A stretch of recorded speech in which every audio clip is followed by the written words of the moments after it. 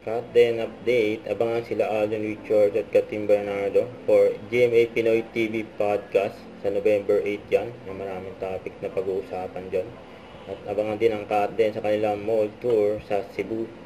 Sa SM City J Mall, Mandawi, SM City Seaside, Cebu at SM City Cebu. Tatlong mall tour ng cut then dyan, November 9. At spotted pa nga si Ate sa Escobar, Philippines. Sabi, pandiin ng Picture Patrol series. Sana mabusog ka namin sa Escobar PH Idol Alden Richard,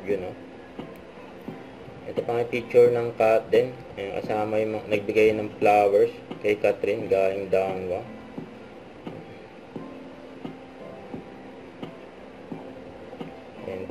Ito naman yung galap ni Alden sa birthday ni Miss Annette Goson. Kasama iba pa mga artista at mga bosses ng GMA.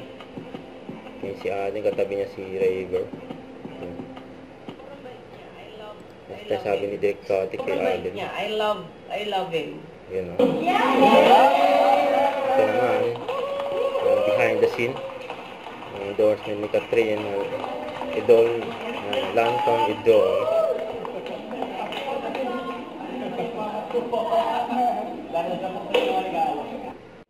Huwag kalimutan mag-subscribe, click ang notification bell para ma-update. Ito po ang Richard Reaction Vlog. Bye guys, thank you for watching.